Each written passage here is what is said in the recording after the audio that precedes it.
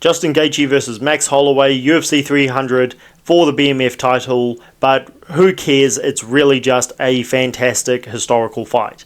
And I have gone back and forth on this. The first thing that made me want to pick Max Holloway is that he is having a lot more time to prepare for fighting at lightweight this time.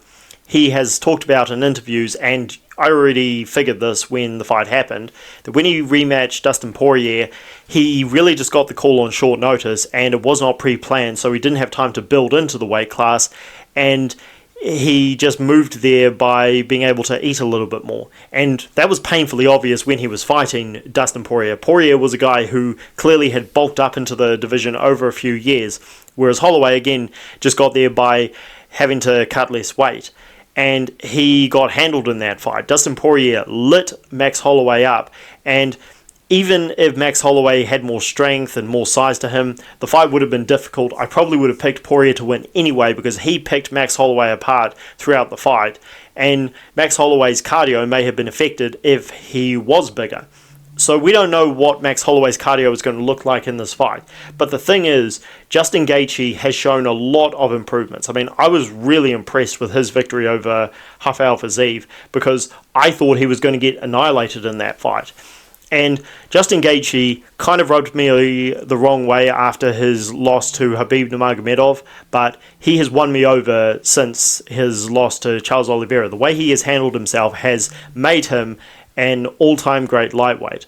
And he's done that by evolving his game. He no longer fights with his face as much as he does. He actually, and I cannot believe I'm saying this because I've watched Justin Gaethje's UFC career from the start and you never expected this when you saw him in those early fights. He's actually looking for takedowns. I mean, the horror, I just couldn't believe it. No, I'm joking, but you've never seen Justin Gaethje look for takedowns. I mean, he stood in front of Dustin Poirier in the first fight, getting his face smashed to pieces, and he just stood there. He didn't even think about going for a takedown. It was stupid. But the way he has changed his game around and, again, was actually looking for takedowns against Rafael Fiziev was impressive. The high kick against Dustin Poirier was also very impressive, and even though he had been looking for that throughout the fight and it only just landed, he was also walking Dustin Poirier into his shots. He did run the risk of getting caught by Dustin Poirier's sharp left hand, but he again thought, okay, I'm going to move away so that the left hand doesn't knock me out, and I'm going to throw that high kick because Dustin Poirier is going to have his guard down a little bit. Justin Gaethje has also been improving gradually before that, but he really improved after the Oliveira loss, which I thought had stopped his career, in my opinion. But he was improving gradually before that against Tony Ferguson. The way he walked Ferguson into everything was very, very impressive. It pained me as a fan of El Kukui, but nonetheless, it was impressive. You look at Max Holloway. Max Holloway is, in many people's eyes, still a top featherweight who could be fighting for the belt anytime soon. Many people, including myself, are so disappointed he is not fighting Ilia Topuria.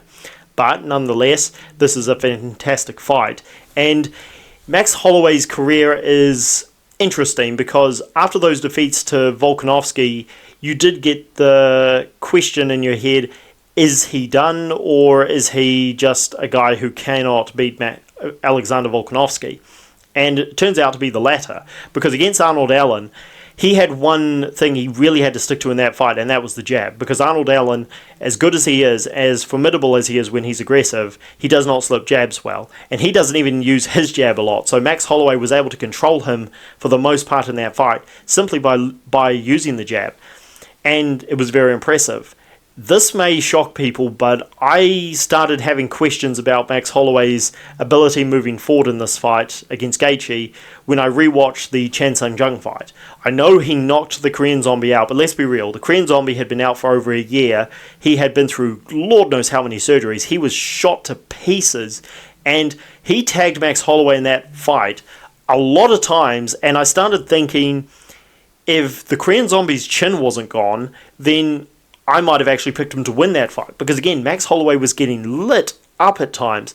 And it was, again, the lack of punch resistance in the Korean Zombie that led to Holloway winning that fight and dropping him as much as he did. But if Chan Sung Jung, again, had a chin on him, then, in my opinion, he would have been able to stay in there and may have caught Max Holloway more times. And this isn't the only time I felt that. If you look at the Yair Rodriguez fight, what let Rodriguez down in that fight was that Max Holloway was by far the superior boxer, but the kicks and the angles that Rodriguez was throwing at did offset Max Holloway a lot at times, but his boxing just wasn't on Holloway's level.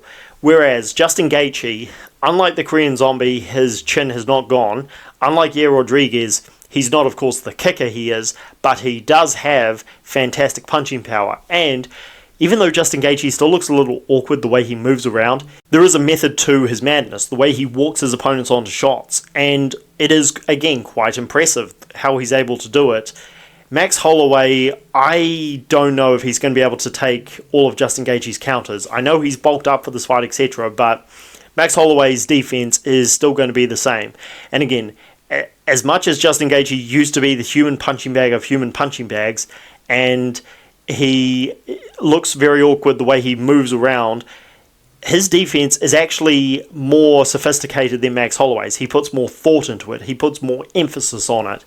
And Max Holloway, I just don't think he's going to change in this fight. I don't think he's going to be considering defense when he attacks. Therefore, the hooks you saw the Korean Zombie land on Max Holloway's chin are going to be open for Justin Gaethje. And Justin Gaethje being a natural lightweight, he hits harder than the Korean Zombie. Also, the takedowns may not be a huge factor, but it's something Justin Gaethje is going to look for if he needs to.